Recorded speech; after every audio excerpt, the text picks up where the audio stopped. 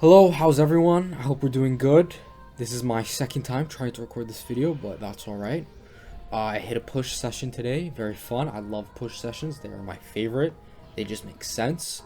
And to tie in with that, I'm going to talk a little bit about splits. I get the question a lot.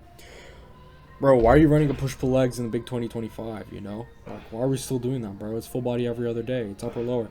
And personally, I love upper lower and push-pull legs. At the moment, I'm just on a push-pull legs spree, I guess you could say.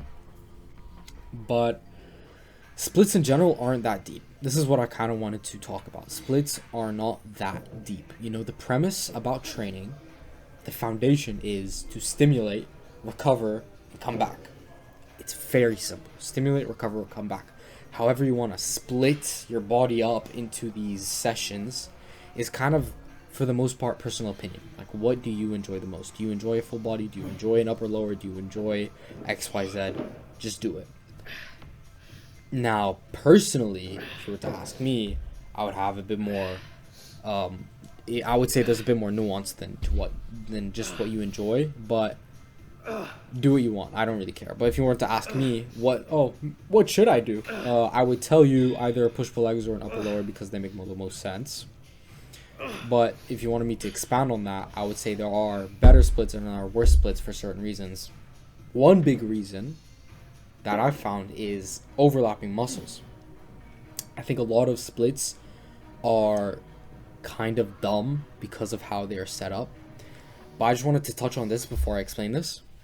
How we split the body into these splits, I'm going to use this word a lot, isn't inherently how the body works. It's not the natural way of how the body works. Their body isn't just chest and triceps, It doesn't just work in pull.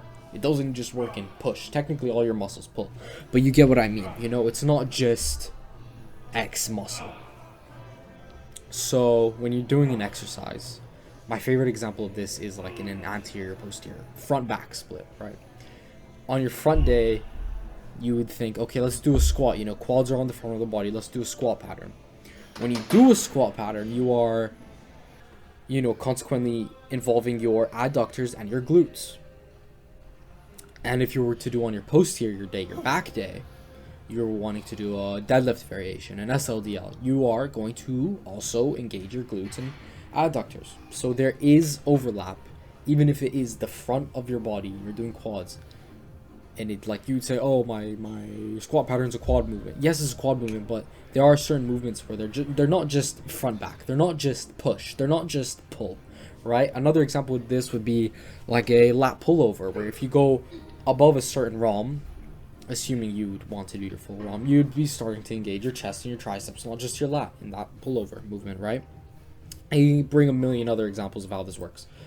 So my main point with this is the body, how we split the body, it's all inherently artificial, right? The only real answer is a full body, because then you can just work your entire body and do a bunch of compound movements and blah blah blah, but nobody actually enjoys that, right? So main point with these different splits is just pick one that you enjoy, preferably with the least amount of overlap. So personally, I found that to be upper lower or push-pull legs.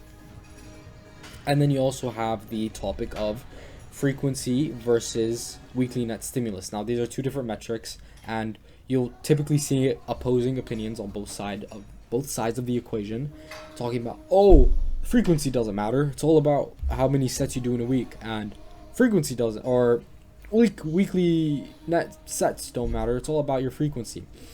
And I think both metrics are useful, and you shouldn't leave one over the other, right? Like, on one side, you could have somebody talking about, oh, it's all about frequency, and they're doing 3 sets a week. 3 sets a week. I mean, take a step back and look at it. Yes, look at your weekly net sets. You're doing 3 sets in a week, right? Granted, some people who do full body every other day might do 2 sets. For the most part, they do 1 set, right? That's crazy. That's a bit insane. Let's do a little more. And what's equally stupid is, or in my opinion, doing like a bro split where you have like 12 sets for chest in one day. Bro, give me a second. What I was saying was both metrics are useful. Don't completely subscribe to one side of the equation. This is how I typically like to look at training. It is not a black and white binary answer. Oh my days. Sorry about that. What I was gonna say is, it is not a binary answer. There's no yes or no when it comes to training. There is a spectrum of acceptable training types, you know? There is use in looking at weekly net stimulus and looking at frequency, so don't subscribe to just one side of the equation. Take a look at the bigger picture, right? Most of this science-based stuff, anyway, that's coming out is more so trying to answer why do we know the things why do the things work? Why do the things we know work, right? That's what they're trying to answer. Why do these things work? Yes, we know the chest fly stimulates the chest, but why does it do that? Why does training with heavy weights grow muscle? This is mostly what's science-based. So never get stuck into one answer when it comes to these science-based things. Kind of just do what has been working for a while, and what's been working for a while has been, like I said, the baseline. Stimulate, recover, come back. Stimulate, recover, come back. Push yourself, intense sets, come back, right? And now finally, I'm going to wrap this up with a personal opinion. This was short because I think this whole discussion about splits is overdone and just completely blown out of proportion. It's not as deep as people think it is. But my personal opinion, if you were to come to ask me what split should I run, I would give you either push-pull legs or an upper lower, depending on how many times you want to train in a week and what's your preference and what's your training style, etc., etc. More maximalism, minimalism, more sets, etc. I'd give you one of those. And I'd say go away and train with this and just repeat this and be as consistent as possible with X movements. And just do it, right? It's really not that deep, is my point. Pick something and run with it and recover. And if there's something going wrong, take a step back, analyze, readjust, and go back. That's it. That's really it. I don't want to take up too much time. It's a very simple topic. Pick something, run with it, be moderate, and just look at what's kind of working already for, number one, yourself, but number two, the people around you. Because we're all similar. We're not the same. We're very similar, though. There we go.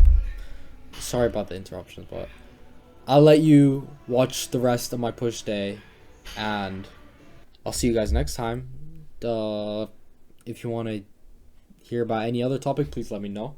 I'm not a genius, but I do love giving my unasked opinion. Peace.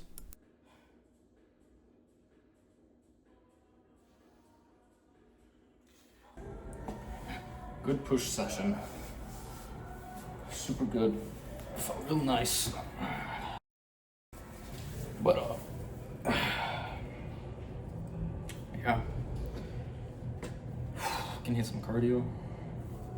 25 minutes, Stairmaster, 200 calories. Then I'm gonna walk home.